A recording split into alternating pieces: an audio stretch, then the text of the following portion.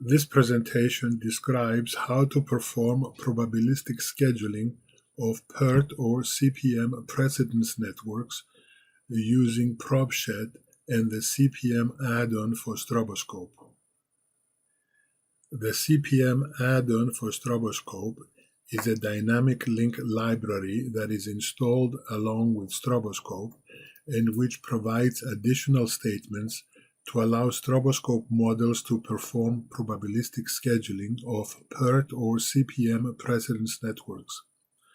To use these statements, a Stroboscope model file must first load the CPM add-on using the statement load add-on followed by the add-on's name, which is cpmaddon.dll.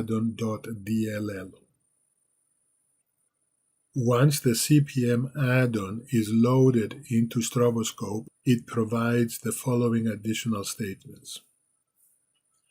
CPM activity is followed by the name of the activity and then by the optional expressions that provide the duration of the activity and its cost. The statement duration takes as an argument the name of the activity and an expression that gives the duration of the activity. The statement CPM cost also takes as an argument the name of the activity followed by an expression that gives the cost of the activity. The statement precedence defines the precedence between activities and takes as arguments the name of the predecessor and the name of the successor activity. The statement CPM replicate is followed by an expression n replications. This statement performs n replications of the CPM network, where each replication simulates the CPM network once, and then produces the report of the CPM report statement. The statement do CPM performs a single forward and backward CPM pass without producing a report. The purpose of this statement is to allow integration with other Stroboscope statements where the user will have control of the simulation loops.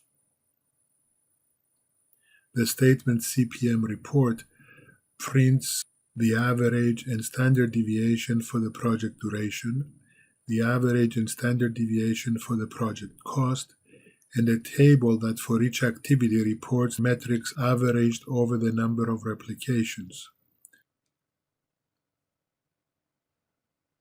The CPM add-on also provides additional Stroboscope variables which are described in this table. The first variable is CPM activity.duration, which is the duration used for CPM activity in the current run. CPM activity.started is a logical variable which returns true if CPM activity has started in the current run. CPM activity.goingOn is also a logical variable which is true if CPM activity is going on in the current run. CPM activity.finished is also a logical variable that returns true if CPM activity has finished in the current run. The variables that follow provide information about CPM metrics. These metrics are the early start, early finish, late start, late finish, total float, and free float. The next variable is CPM activity.critical, which is a logical variable that returns true if CPM activity is critical in the current run. And finally, the variable CPM activity.cost returns the cost for the CPM activity in the current run. The variables marked with the superscript 1 are not defined before CPM activity has started. The variables marked with the superscript 2 are not defined before the backward pass is complete and therefore can only be used for post-simulation calculations after each run. We shall now present a complete application of the CPM Addon using as an example the fast food outlet analysis. Shown on this page is the actual Stroboscope input file, which is included with the installation of Stroboscope. Also shown on this page is the CPM precedence network for this project. Each node shows the number of the activity as well as the name of the activity. The Stroboscope model for this example starts with the statement variable n replications, which defines the number of project replications. It is followed by the statement seed that initializes the random number generator. The statement streams 15 defines 15 additional streams so that each activity has its own stream of random numbers. The statement load add-on loads the CPM add-on that will allow easy modeling of this CPM network. The CPM add-on uses precedence network notation and defines automatically a dummy start activity, which is called private start combi, and a dummy end activity, which is called private end. Thus, any PERT or CPM precedence network modeled with the statements in CPM Addon does not need to define explicitly a single start node and a single finish node. The syntax for the activity duration distributions that is shown below is SPERT, followed by the three parameters of a PERT distribution, A, M, and B, where A is the optimistic time, M is the most likely time, and B is the pessimistic time, followed by the argument stream that specifies which random number stream to use for this particular expression.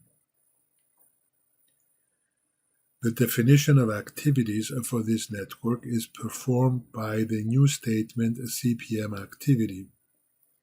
Each statement CPM activity takes as a first argument the name of the activity, such as base lab, followed by an expression that gives the duration for that activity. For example, for base lab, the duration expression is given by the function SPERT with arguments 3, 6, and 12, which uses stream 1. The statements CPM activity for the remaining activities are similar. After all activities are defined, we can define the links between activities.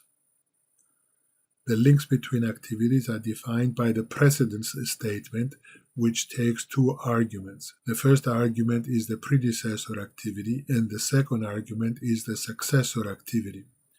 So the first precedence statement defines the link between activity base lab and activity wall panels.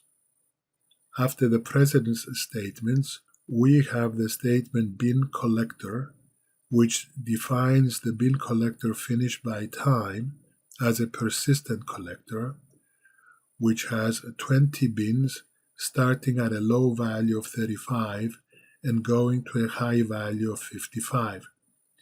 The purpose of this bin collector finish by time is to collect data about project duration. Data into this bin collector is collected on end of a private end. This means that every time the project ends, we collect into collector finish by time one sample equal to the current value of the simulation clock time to represent the value of the project duration.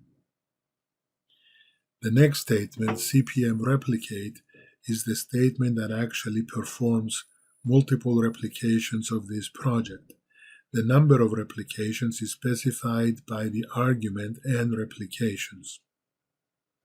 Notice that the statement CPM replicate not only performs the replications, but also produces the standard report provided by the CPM add-on.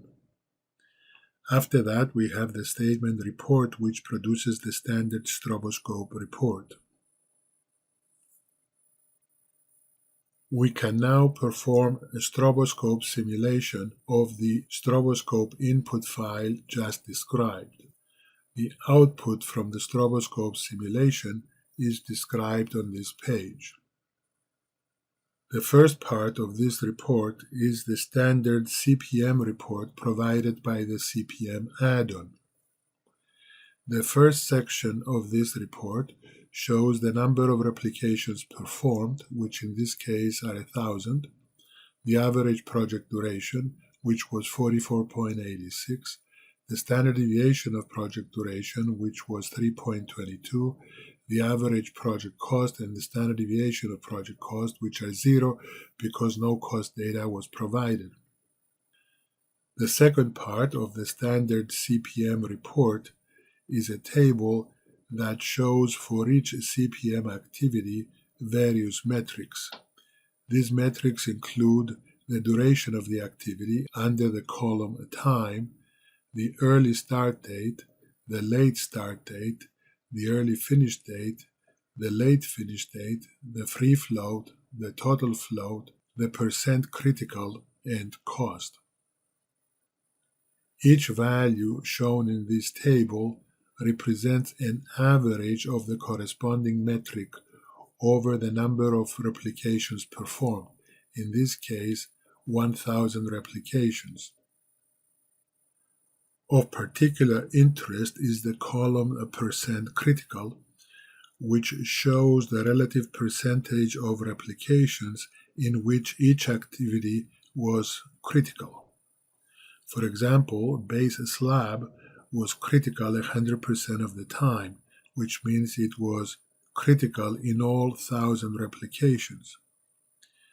On the other hand, activity doors was critical 50.6% of the time, which means that it was critical in 506 replications out of the 1,000 replications performed.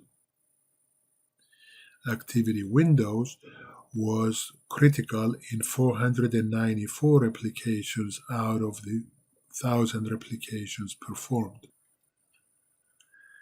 This means that the project does not have a unique critical path.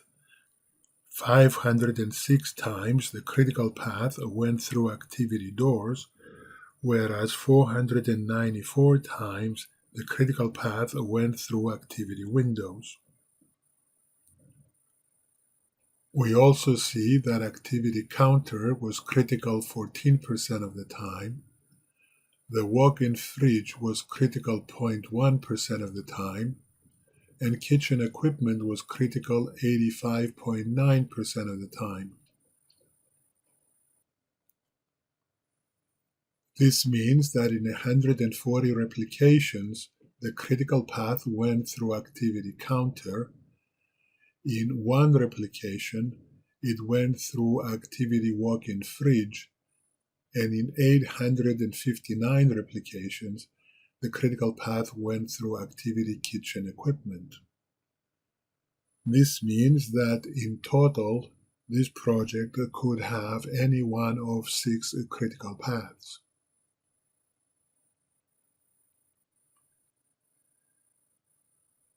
After the table provided by CPM report, we have the report provided by Stroboscope. Only excerpts of that report are shown here. What is of particular interest is the information about collectors. We should notice that there are 2 collectors shown here. One is the collector finished by time that we specified in the simulation input file, and the other one is called project duration, which is automatically provided by the CPM Addon. Both of these collectors provide statistics about the project duration, and as a result, all their statistics results are exactly the same. The purpose of defining the collector finished by time you saw that we can have detailed statistics and the cumulative percentages for each bin that allow us to plot the cumulative distribution for the project duration. The table has 3 columns. The first column shows the various values of the project duration. The second column shows how many replications had durations that were less than or equal to the range shown in the first column. And the third column shows the percentage of hits that had values less than or equal to the value shown in the first column. We can copy these values, paste them into Excel, and produce a graph that shows the cumulative distribution function for project duration as shown in the graph here. The x-axis, lowercase t, shows possible values for the project duration in days.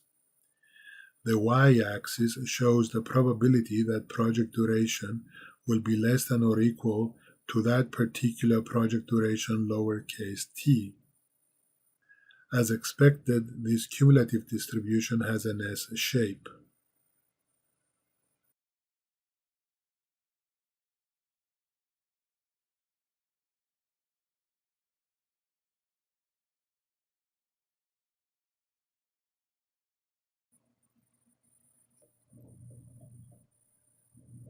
Shown here are the ProbSched examples that are supplied along with Stroboscope. These examples are in the folder ProbSched, inside the folder Samples, inside the folder Stroboscope, in Program Files on Drive C. As an example, we shall now open ProbSched FFO example VSD, which is a Visio file for the fast food outlet example. When the file opens in Visio, we see the network for the fast food outlet project, and on the left-hand side, we see the ProbSched stencil that essentially contains 3 kinds of elements. The circle represents a CPM activity, which we can drag into a drawing to create a CPM network node. The link represents a precedence between activities that we can drag into the network to establish the finish-to-start relationship between any 2 activities. The node hammock allows us to create a hammock that represents the interval from the start of one activity to the finish of another activity. To build a network, we drag the nodes for CPM activities onto the page, and then we drag the links to connect the CPM activities. If we double-click an activity, we get to see the CPM activity properties, which includes the name of the activity. The name must begin with a letter, and the remaining characters can be letters or numbers. The next box allows us to define the duration of the activity, which is determined by evaluating the formula entered in the box. To make it easier to enter distributions, we can click on the 3 dots, which gives us another dialog box from which we can select a distribution and then provide the parameters for that distribution. Each distribution has a different number of boxes depending on the number of parameters it has. The last box allows us to define a cost for the activity. In this example, activities do not have costs. To set the options for the model, we right-click somewhere on the page, which brings up this dialog box that allows us to run simulations, to release the Stroboscope program, to set project options, to enter pre-simulation free code, or to enter post-simulation free code.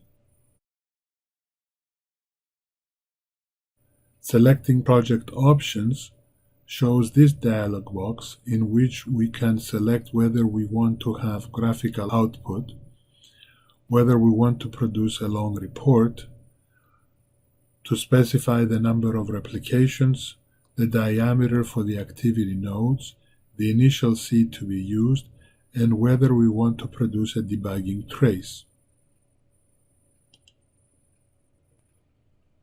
If we click on Pre-Simulation Free Code, we get a dialog box in which we can type in stroboscope statements that would define the pre-simulation free code. This example has a lot of statements in the pre-simulation free code that we shall describe separately.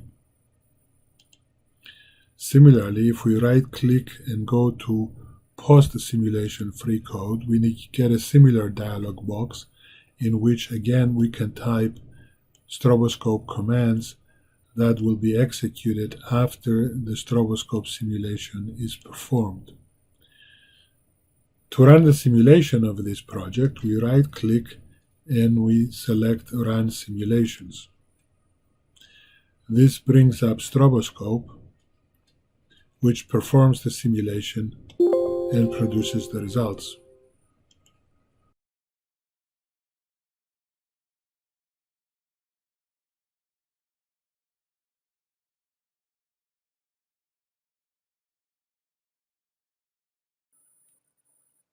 ProbSched is a graphical user interface developed in Visio that makes it easier to use the statements provided by the CPM add-on, particularly drawing the network of CPM activities.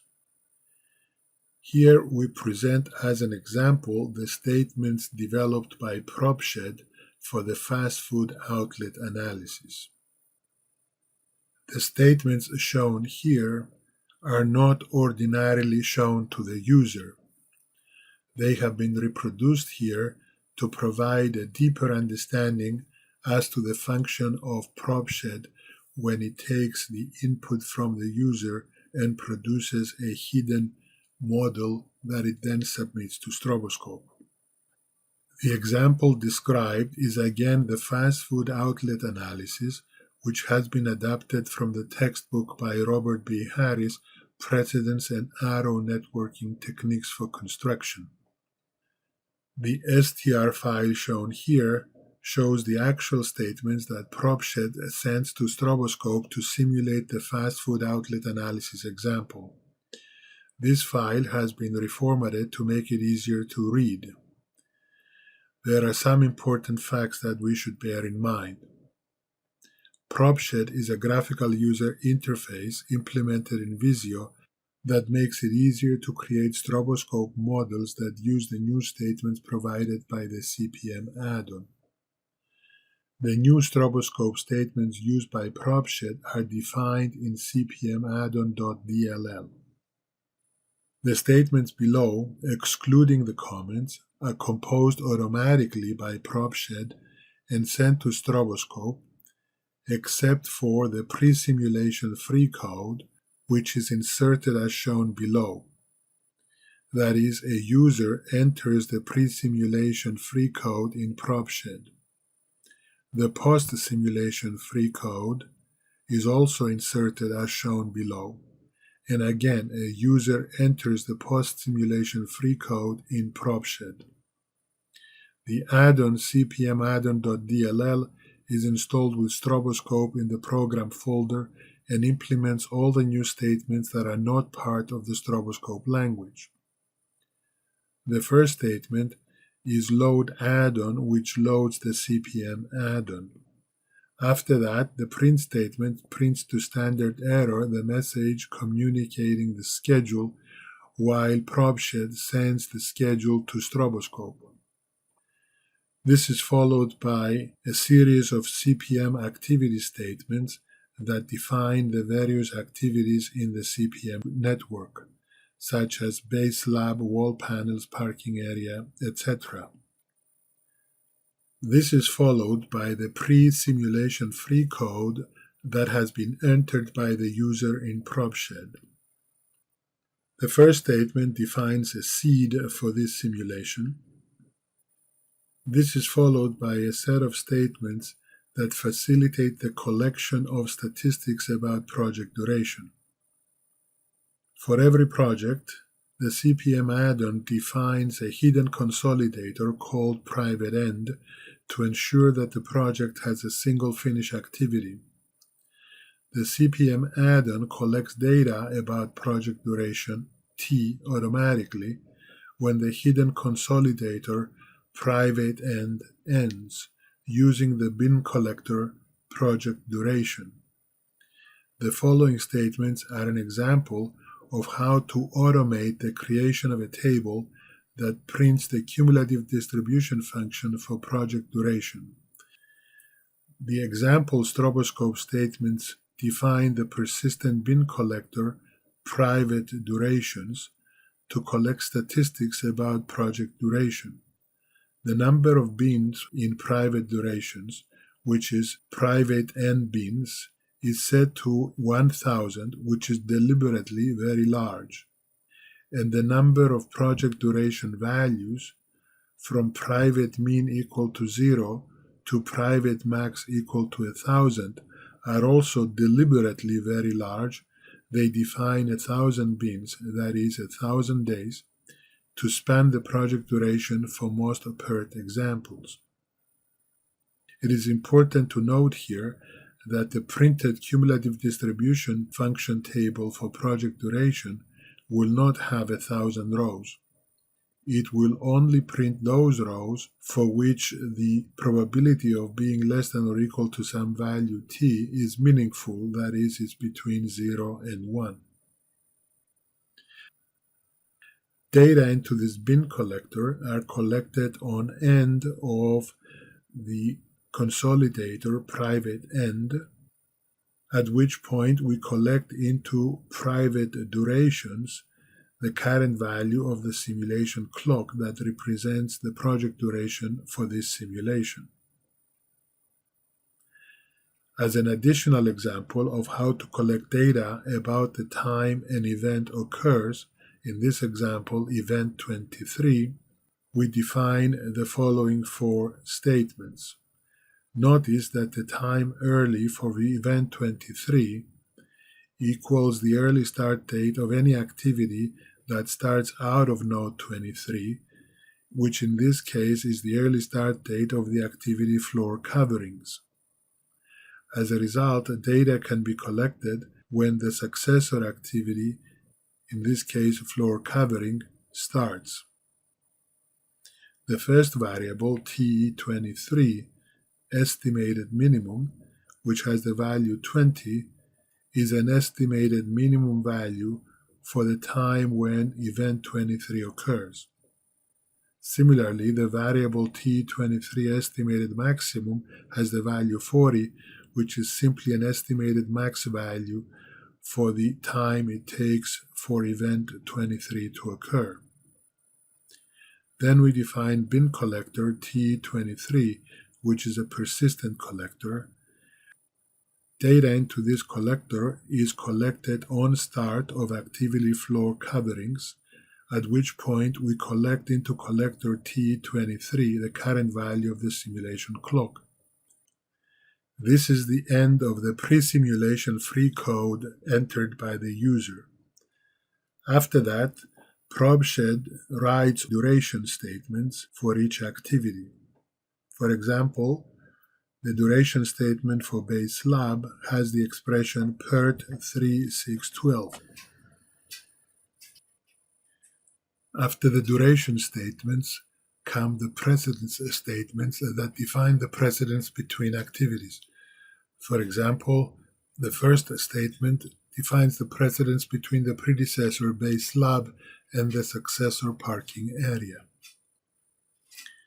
This is followed by the print to standard error of the text done, which is simply to let the user know that the model has been successfully sent to Stroboscope. And finally, the statement CPM replicate 1000 instructs Stroboscope to perform 1000 replications of this model. The Stroboscope input file produced automatically by ProbSched continues with the post-simulation free code entered by the user.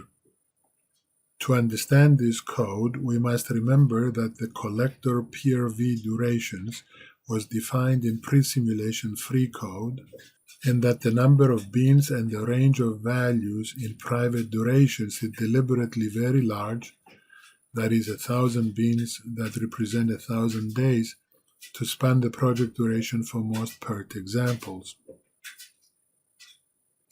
Here we define a safe value called private I, which will store the number of the bin that corresponds to the minimum observed project duration. All other bins numbered lower than that have relative percentage values equal to 0, so they should not be shown in the CDF report that is printed. The function corresponding bin that takes as an argument the name of the collector followed by a value returns the number of the bin, such as 1, 2, 3, etc., where value would be collected. So the safe value, private I, is set to the number of the bin from which to print the CDF of collector private durations. This is followed by 4 print statements which print the headings of the table for the CDF of project duration. The while loop below uses the following 2 functions to print only the range of values needed for the CDF of collector private durations. The function bin_high, private durations private I, returns the upper bound of bin private I, and the percentage at or below bin of the collector private durations at the value private I returns the percent of values in bin private I and all lower numbered bins. The result of the while loop shown here is that the CDF table printed in the output includes only those rows for which the percentage of the CDF is between 0 and 100%. The print statements that follow print a similar CDF for event time 23, that is the time early for event 23. This ends the post-simulation free code. After that, ProbSched prints the statement preparing the probabilistic bar chart in Visio. Suppose that we open the Visio file ProbSched FFO example that is supplied with Stroboscope, and we run simulations. We will then obtain the following output. The first part of the output shows the 2 tables produced by CPM report. These 2 tables are very similar to those described earlier. Shown next are the 2 tables for the CDF of project duration that are produced by the while loops that were included in the post-simulation code by the user.